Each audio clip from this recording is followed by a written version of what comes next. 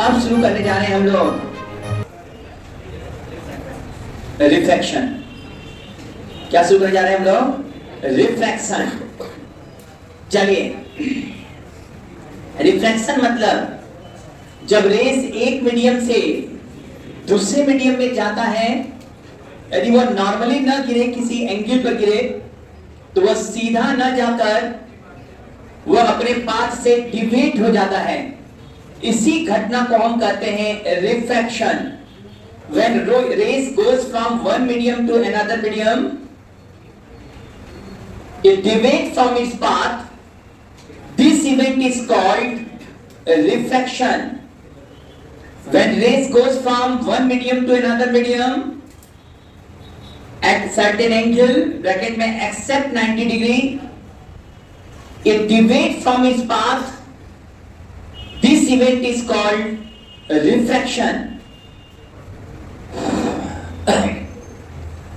अब जैसे यदि हम लोग बात कर रहे हैं तो वहीं से शुरू करें। यदि हम लोग कह रहे हैं कि ये पहला मीडियम और ये दूसरा मीडियम है और ये रेयर है और ये मीडियम डेंसर है। यहां रेयर मीडियम उसको कहते हैं जिसमें लाइट की वेलोसिटी ज्यादा होता है, और डेंसर मीडियम उसको कहते हैं जिसमें लाइट की वेलोसिटी कम होता है। ऑप्टिकली रेयर और ऑप्टिकली डेंसर कहा जाए तो ऑप्टिकली रेयर का मतलब जिसमें लाइट की वेलोसिटी ज्यादा, और ऑप्टिकली डेंसर का मतलब जिसमें लाइट की वेलोसिटी कम होता है। अब जैसे रेस यहां पर गिरा और ये इसका एंगल ऑफ इंसिडेंस है, सॉरी नॉर्मल अच्छा सा नहीं खिंचाया, समझ जाना ये आई है। इसको सीधा जाना चाहिए था, लेकिन जब रेस रेयर से डेंसर जाएगा तो ये किधर झुक जाएगा बेटा? Normal towards the. तो ये एंगल कितना हो जाएगा? आज इसको एंगल ऑफ रिफ्रैक्शन कहेंगे। समझ में आया है कि नहीं? ये यदि अच्छे से आया, ठीक नहीं आया तो फिगर फिर से एक बार देख लो।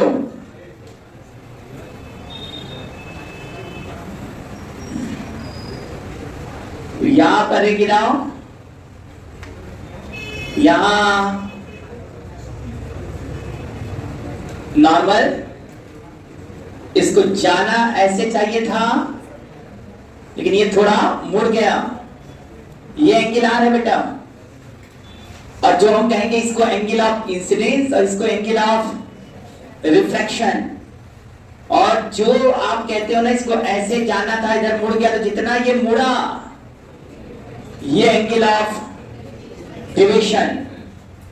एंगल ऑफ डिविएशन डेल्टा यहां पर आई माइनस आर होगा निसंदेह। यहां पर आई बड़ा और आर छोटा है, और डिविएशन इधर की तरफ दिख रहा होगा, ये क्लॉकवाइज हो गया है। Deviation delta equal to I minus R. क्या इतना समझ में आया है? और समझ में भी आ रहा होगा, रेयर माने फैल के चल रहा था, रेयर मीडियम था। डेंसर गया तो बेचारा सिकुड़ गया, किधर की तरफ? नॉर्मल की तरफ। तो यही कहा भाई, देखो रेयर से डेंसर जा रहा है तो रे नॉर्मल की तरफ बेंड कर जा रहा है, और यही रिफ्रैक्शन है। एक बात ध्यान देना, हर सरफेस पर रिफ्लेक्शन और रिफ्रैक्शन दोनों होता है। जैसे कोई कहे ना यहां सरफेस है, यहां पर रे गिरा तो क्या रिफ्लेक्शन नहीं हुआ? रिफ्लेक्शन हुआ, लेकिन ट्रांसपेरेंट मीडियम है। कैसा मीडियम है? तो यहां रिफ्लेक्शन कम और रिफ्रैक्शन ज्यादा। 5% रिफ्लेक्शन हुआ तो 95% क्या हो गया? रिफ्रैक्शन। तो ये रे कहां चला गया? अंदर एंट्री कर गया भाई, मैक्सिमम। तो मैक्सिमम इंटेंसिटी वाले लाइट की बात कर रहे हैं यहां पर। लेकिन ये ध्यान दीजिएगा, हर सरफेस पर सामान्यतः रिफ्लेक्शन और रिफ्रैक्शन दोनों होता है। ट्रांसपेरेंट मीडियम है, ट्रांसपेरेंट माने समझ रहे हो ना? तो रे गिरा, भले कम परसेंट रिफ्लेक्ट होगा, मैक्सिमम रिफ्रैक्ट होगा, अंदर जाएगा, उसकी हम लोग बात कर रहे हैं यहां पर। क्या इतना क्लियर हुआ? ये जब रेस रेयर से डेंसर जा रहा है तब की कहानी है ये। एकदम ठीक इसका उल्टा होता है यदि रेस कहां से कहां जाए बेटा? जब रेस डेंसर से रेयर जाए, उल्टा डेंसर से रेयर। जरा आ जाओ समझना। मान लो ऊपर का मीडियम डेंसर और नीचे का मीडियम, और रेस ऐसे गिरा, यहां पर नॉर्मल, ये एंगल आई, रेस को जाना ऐसे था, लेकिन रे डेंसर से रेयर जा रहा है, नॉर्मल से अवे जाएगा, एकदम सही, नॉर्मल से अवे जाएगा। ये वाला क्या, रुको भाई, इतना अच्छा सा मेहनत की। ये वाला एंगल क्या कहलाएगा, एंगल ऑफ रिफ्रैक्शन। और इस केस में आर का वैल्यू आई से ज्यादा है, और इसमें कोई शक नहीं कि इस समय डिविएशन इधर हुआ है एंटी क्लॉकवाइज, और इस समय डिविएशन की बात करें तो आर माइनस आई होने वाला है। आर का एंगल आई से ज्यादा है। क्या ये समझ में आया? कब जब रे डेंसर से रेयर जा रहा है तो ये नॉर्मल से अवे गया, नॉर्मल से अवे गया। और बड़े अच्छे से कर सकते हो भाई, यहाँ पर डिविएशन भी दिख रहा है, इस बार एंगल ऑफ रिफ्रैक्शन ज्यादा है एंगल ऑफ इंसिडेंस से। लेकिन इसमें एक बात का ध्यान देना, देखो रेयर से डेंसर जा रहा है तो हमेशा रिफ्रैक्शन हो रहा है, आई बढ़ेगा, आर का वैल्यू आई से कम है। इसका मतलब है यदि रेयर मीडियम है या डेंसर है तो जब आई 90 होगा तो आर का समथिंग वैल्यू आएगा 90 से कम। मतलब रेयर से डेंसर जाने पर आई 90 होने पर भी, आई 90 होने पर भी आर का वैल्यू 90 से कम रहेगा, रेस मीडियम में एंट्री करेगा। लेकिन यहां आर ज्यादा है, आई कम, इसका मतलब कम ही आई पर आर 90 डिग्री आ जाएगा। जब रे डेंसर से रेयर जाता है, जब रे डेंसर से रेयर जाता है, जब रे, तो एक ऐसा एंगल आता है इंसिडेंस जिस पर एंगल ऑफ रिफ्रैक्शन 90 डिग्री हो जाता है। इस पर्टिकुलर इंसिडेंस एंगल को क्रिटिकल एंगल कहते हैं। क्या कहते हैं? कब जब when rays grows from tensor to it at certain incidence angle of refraction will be 90 degree. That particular incidence angle is called critical angle. It means when rays goes from tensor to rear and it is incident at critical angle of refraction will be 90 degree. इसका मतलब है यदि I का value theta सी से कम है तभी तक ये रिफ्रैक्शन करा पाएगा। लेकिन यदि I का वैल्यू इस केस में थीटा सी से ज्यादा हुआ, I is greater than theta C, कब जब रे टेंसर से जा रहा है तो उस समय यह रिफ्रैक्शन ना करके रिफ्लेक्शन हो जाएगा। और इस इवेंट को हम कहेंगे total internal reflection, TIR, total internal reflection. मेरी बात फिर से समझना, when rays goes from denser to rare medium, if incidence angle is less than critical angle, the ray will be goes away from the normal. In this case R is greater than I and deviation can be written as R minus I. But remember that if incidence angle is greater than critical angle, what is the critical angle? Critical angle is the angle of incidence for which angle of reflection is 90 degree, and this occurs when rays goes from denser to rare. Important point, denser to rare जा रहा तो सावधान हो जाओ। I theta सी से कम है तब तो रिफ्लेक्शन, I यदि थीटा सी से ज्यादा हो जाएगा तो केवल रिफ्लेक्शन ला होल्ड करेगा, और इसको कहोगे टोटल इंटरनल रिफ्लेक्शन। इसका मतलब जब रेयर से डेंसर जा रहा है तो हम कह सकते हैं सर रिफ्लेक्शन होगा ही होगा, और रिफ्लेक्शन भी होता ही है। हमने कहा था कि हर सरफेस से रिफ्लेक्शन तो होता ही है। तो जब रे डेंसर से रेयर जा रहा है तो रिफ्लेक्शन होगा, और रिफ्लेक्शन होगा हर एंगल पर।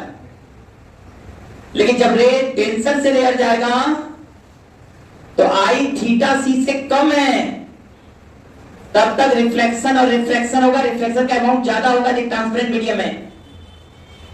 लेकिन आई ग्रेटर देन थीटा सी हो गया तो केवल रिफ्लेक्शन होगा, रिफ्रैक्शन नहीं होगा। और इस केवल रिफ्लेक्शन हो रहा है, पूरे रे का रिफ्लेक्शन हो रहा है, इसलिए उसका नाम है total internal reflection. It means when ray incident on the surface, there will be reflection and reflection both are occur. If medium is transparent, the intensity of reflection should be very small and intensity of reflection will be large. When rays goes from rare to denser, there will be always reflection and refraction. Reflection amount will be larger. But when rays goes from denser to rare, remember that I should be less than theta c for refraction. Reflection will be always occur, but I should be less than theta c for the refraction. When I is greater than theta c, there will be no refraction. There will be only reflection, and this reflection is called total internal reflection. Total light will be reflected there. ये आ रहा है समझ में? क्या बोले, समझ में आया? इसका मतलब है रेयर से डेंसर सिंपल है, लेकिन डेंसर से रेयर सिंपल। जब रेट डेंसर से रेयर जाए तो चेक करना होगा कि आई का वैल्यू थीटा सी से कम है कि ज्यादा। थीटा सी से कम है तो रिफ्लेक्शन होगा, लेकिन आई का वैल्यू थीटा सी से ज्यादा तो रिफ्लेक्शन, वहां केवल रिफ्लेक्शन होगा। उस रिफ्लेक्शन का एक खास नाम होगा टोटल इंटरनल रिफ्लेक्शन। पूरा बात समझ में आ गया है सब लोगों को? जो रिफ्रैक्शन है वो रिफ्रैक्शन लॉ होल्ड करेगा। रिफ्लेक्शन लॉ भी दो तरह का है, दो है। पहला स्नेल्स लॉ और सेकंड तो आप जान रहे हो क्या है स्नेल्स लॉ, सब लोग को याद होगा। चलो बातों को हम बढ़ाएं। ये मीडियम 1 है और ये मीडियम 2 है। मान लो रेज ऐसे गिरा भाई, और रेज रेयर से डेंसर जा रहा है। ये रेयर है और ये डेंसर सीधा न जाकर ये ऐसे चला गया। क्यों भाई? ये आई है, ये आर है। ये मीडियम 1, ये मीडियम 2। तो यही कहा गया sine I by sine are equal to constant, लेकिन इस कांस्टेंट का वैल्यू दिया गया भाई sine I by sine are equal to constant, और ये कांस्टेंट है 1 म्यू 2। 1 म्यू 2 का मतलब सेकेंड मीडियम का refractive index with respect to first medium. कुछ लोग, हम तो 1 म्यू 2 लिखे हैं, कुछ लोग इसको ऐसे लिखने लगे हैं। इसका भी मतलब वही है, सेकेंड मीडियम का रिफ्रैक्टिव इंडेक्स फर्स्ट के रिस्पेक्ट में। 1 म्यू 2 का मतलब होगा म्यू 2 बाई म्यू 1। म्यू 2 है absolute refractive index of second medium, mu 1 है absolute refractive index of first medium. अब कहोगे सर एब्सोल्यूट रिफ्रैक्टिव इंडेक्स कैसे डिफाइन किया गया? तो ध्यान देना, रिफ्रैक्टिव इंडेक्स म्यू बराबर कहा गया speed of light upon speed of light in vacuum, जिसको हम लोग सी से दिखा रहे हैं। सी का वैल्यू जानते हो क्या सब लोग? क्या जानते हो सी का वैल्यू? 299792458 मीटर पर सेकेंड। या इसको थोड़ा 3 × 10⁸ लिख दिया जाता है, हम लोग याद आ गया होगा सबको। तो mu equal to C speed of light है upon V speed of light in vacuum upon speed of light in medium. ये 10th में पढ़े थे सब। Refractive index equal to speed of light in vacuum upon speed of light in medium. इसका मतलब refractive index material की property है। किसकी प्रॉपर्टी है? हाँ, रिफ्रैक्टिव इंडेक्स V बराबर लिखा जाता है C बाई म्यू। अब एक एक कर करके सब बातें कर रहे हैं, धीरे धीरे उतार रहे हैं सब। V equal to C by mu. इसका मतलब कहीं भी वेलोसिटी निकालना होगा किसी मीडियम में, तो 3 × 10⁸ बाई रिफ्रैक्टिव इंडेक्स से डिवाइड कर दोगे तो उस मीडियम में वेलोसिटी निकल आएगा लाइट का। Refractive index is the ratio of speed of light in vacuum upon speed of light in medium। इसका मतलब म्यू 2 बराबर क्या लिखाएगा? C बाई V2 और म्यू 1 बराबर C बाई V1। C गया, ये V1 बाई V2 आ गया। कोई दो राय नहीं। Sine I by sine R equal to क्या क्या आ चुका है? 1 म्यू 2 या म्यू 2 बाई म्यू 1 या V1 बाई V2। अभी एक एक लोगों से बातचीत करना बाकी है। अब क्वेश्चन है When rays goes from one medium to another medium, when rays goes from one medium to another medium, its velocity will be change. Now question is, what is about the frequency and wavelength? When rays goes from one medium to another medium, which will be changed, frequency or wavelength? Wavelength will be changed, but frequency will be not changed. When rays goes from one medium to another medium, ये rays के लिए क्या सभी wave में भी लगेगा? When wave goes from one medium to another medium, its velocity will be changed, its wavelength will be changed, but frequency will be not changed.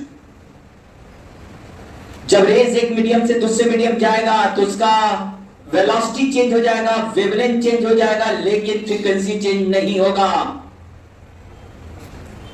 जब कोई किरणें, तरंगे एक माध्यम से दूसरे माध्यम जाएगा तो उसका वेग चेंज हो जाएगा, तरंग दैर्घ्य चेंज हो जाएगा, आवृत्ति चेंज नहीं होगा। ये frequency in the property of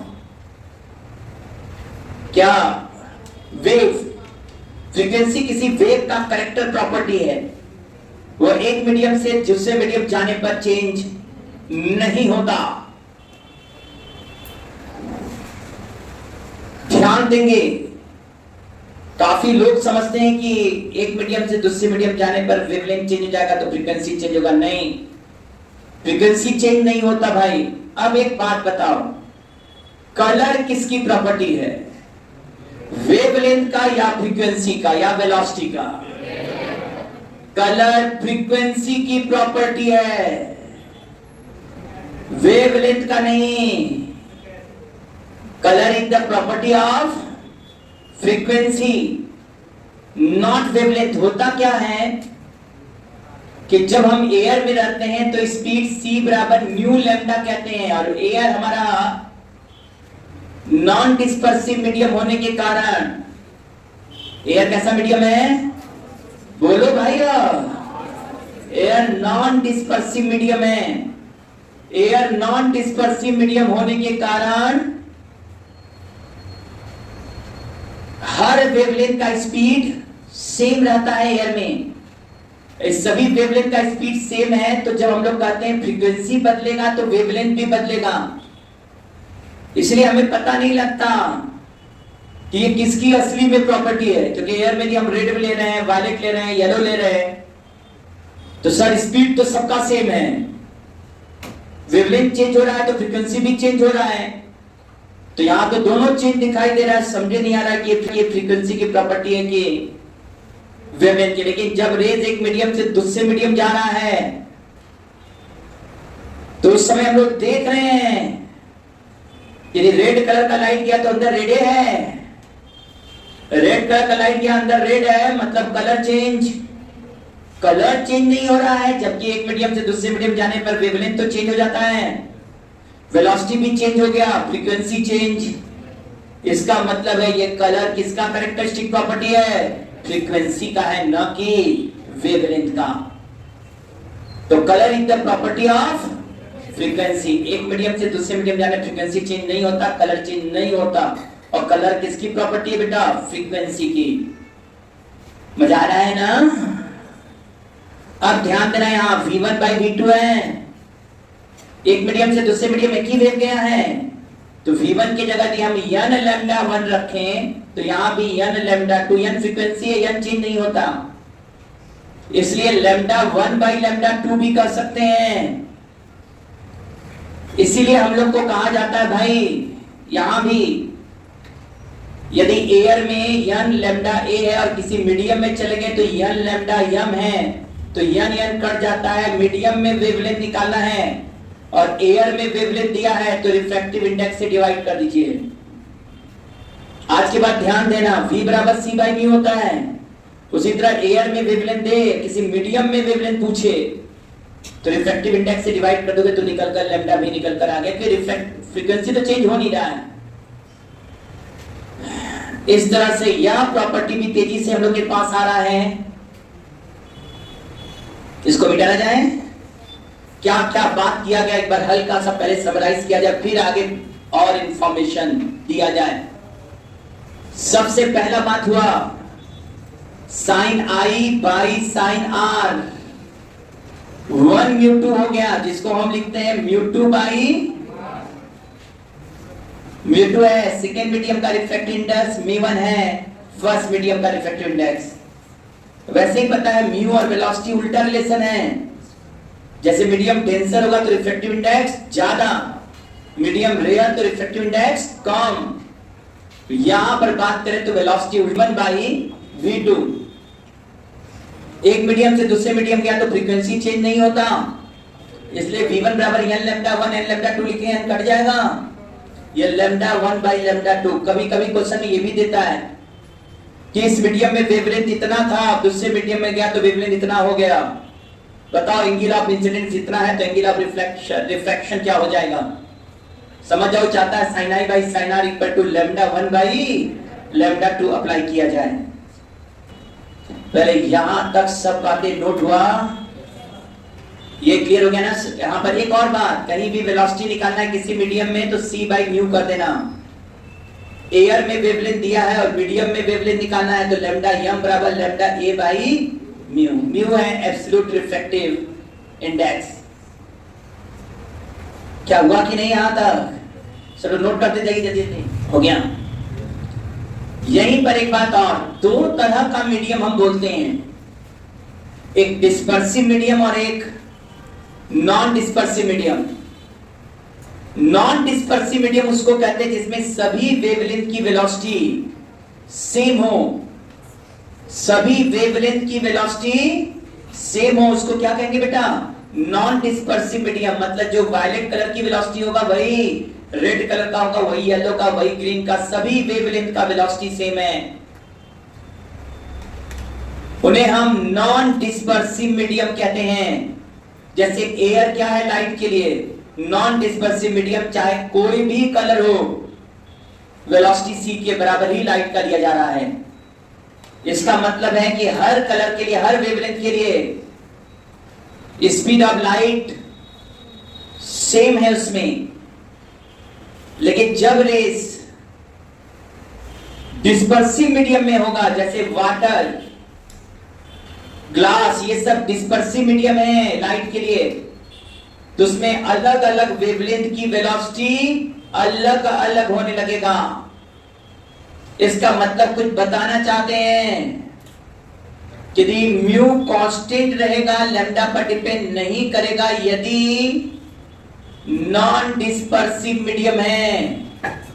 कहीं भी लिख दिया नॉन डिस्पर्सिव, थोड़ा आंख खोले रखना, तो म्यू लैम्डा पर डिपेंड नहीं करेगा, सभी लैम्डा के लिए म्यू सेम रहेगा, तो स्पीड सेम है, v सेम, c सेम, तो म्यू भी same.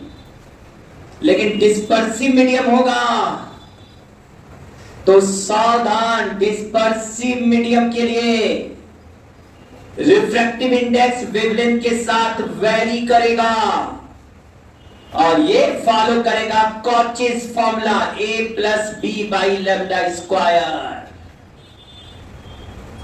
Mu equal to a plus B by lambda square. लेकिन ये हर जगह नहीं, this is for dispersive medium. जैसे लाइट यदि वाटर में गया, ग्लास में गया, तो अलग अलग लैम्डा का रिफ्रैक्टिव इंडेक्स अलग अलग आएगा। ध्यान देंगे, इसका मतलब है वायलेट कलर का लैम्डा कम है, एयर में रहना है तो वायलेट कलर में लैम्डा कम, और रेड का लैम्डा, वायलेट का लैम्डा कम तो म्यू ज्यादा। इसका मतलब वायलेट कलर का रिफ्रैक्टिव इंडेक्स ज्यादा और रेड कलर का रिफ्रैक्टिव इंडेक्स कम होने वाला है। इसीलिए कहते थे डिस्पर्सिव मीडियम में जाएंगे तो हर कलर का वेलोसिटी अलग अलग होगा।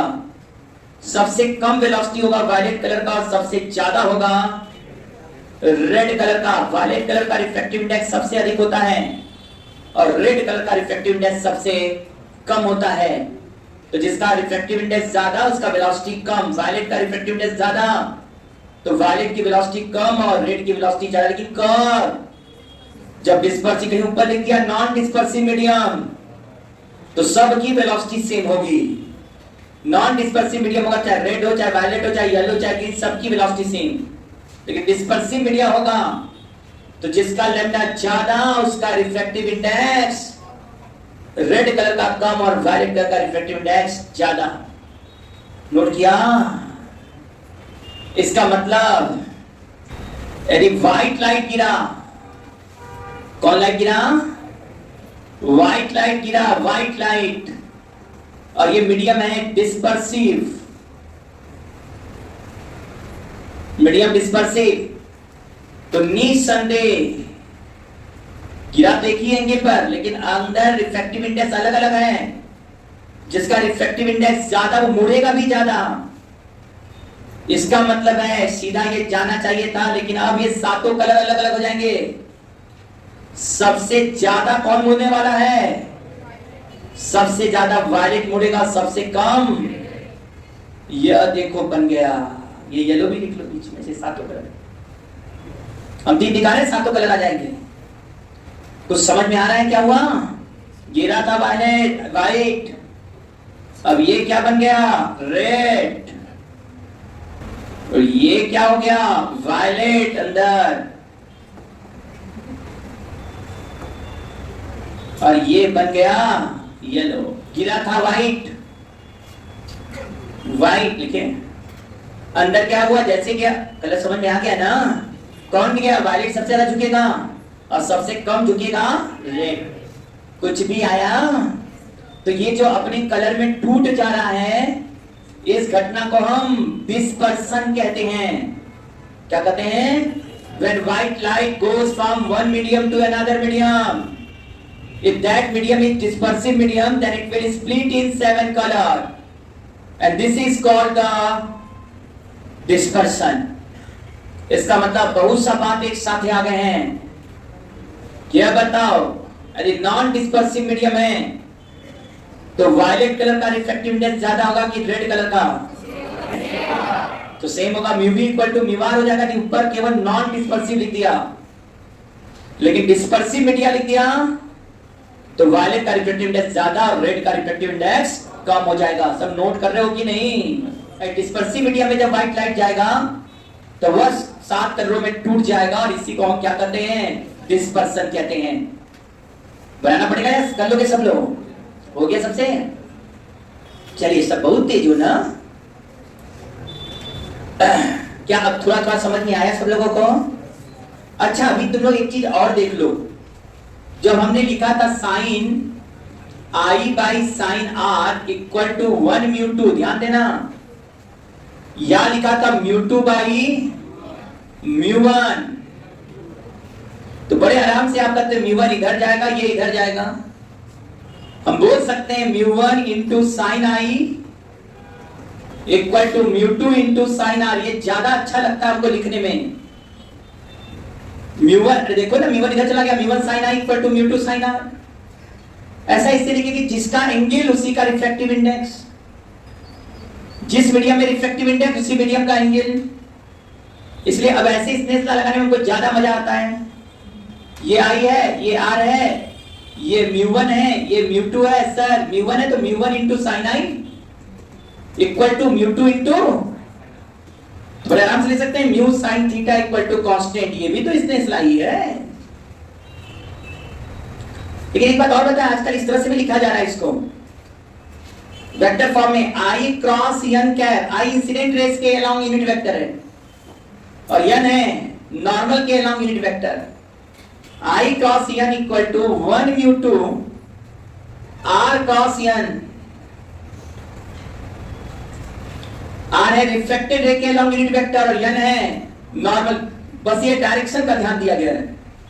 जैसे आई इधर और एन ऊपर है मान लो, तो आई क्रॉस एन ऊपर आया तो आर क्रॉस एन भी ऊपर ही आना चाहिए। और ध्यान देना एक ही बात है। अरे इसको लिखोगे तो भाई इसका मैग्नीट्यूड लिखिए, मॉड करें तो ये मैग्नीट्यूड 1, ये 1 और आई और एन के बीच का एंगल साइन 180 माइनस आई। अरे भाई ये आई है, ये एन है, ये एंगल आई है, तो इनके बीच का एंगल क्या होगा? 180 माइनस आई नहीं हो जाएगा? उसी तरह इधर 1 म्यू 2 साइन 180 माइनस आर। बड़े आराम से इसको लिख सकते हैं sine I equal to 1 mu 2 sine r. क्या यही बात नहीं आ गया? Sine I by sine are equal to 1 mu 2। इसीलिए आप इसको ऐसे भी लिख सकते हैं। जो लोग वन म्यू टू नहीं करना, mu two by mu one करे तो म्यू वन इधर म्यू टू इधर। अब देख लेना ऑप्शन जैसा दिया वैसा कर लेना। नोट किया? नोट करना शुरू करो। हो गया? अब सुनो, जब रेयर से डेंसर जा रहा है तो हमें कोई चिंता नहीं, क्योंकि इस समय आई बड़ा है और आर छोटा है। आई 90 पहुंच जाएगा लेकिन आर 90 अंदर ही जाएगा कुछ एंगल पर। शायद हम बताना चाहते हैं इस समय डिविएशन और आई के बीच का ग्राफ खींचोगे, ये आई है, इस समय डिविएशन और आई का ग्राफ खींचोगे तो आई 0 पर डिविएशन 0 हो गया। जैसे जैसे आई बढ़ेगा वैसे वैसे डिविएशन भी बढ़ेगा, तो लेकिन उतना तेज नहीं बढ़ेगा, क्योंकि हमेशा डिविएशन यहां पर आई माइनस आर है। तो आई बढ़ने के साथ साथ डिविएशन बढ़ेगा, लेकिन ऐसे बढ़ेगा बेटा, जब आई 90 होगा बस वहीं तक डिविएशन काम करेगा। ये डिविएशन और आई का ग्राफ कब, जब रेयर से डेंसर जा रहा है तब मजा आता है। जब रे कहां से कहां जा रहा है, डेंसर से रेयर, इसमें जाएगा तो ये रे गिरा एंगल आई पर, और जैसे डेंसर से रेयर गया तो इसको जाना ऐसे था, लेकिन ये नॉर्मल से अबे गया। सर ये आर, इसमें कोई दो राय नहीं कि इस समय आर तेजी से बढ़ेगा आई से, और डिविएशन आर माइनस आई होगा, और एक पर्टिकुलर क्रिटिकल एंगल आएगा जिस पर आर का वैल्यू 90 डिग्री हो जाएगा। यदि हम लोग समझे अच्छे से तो ऐसे कहेंगे भाई, इस समय डिविएशन और आई के बीच का ग्राफ की, अरे आई है भाई, आई है,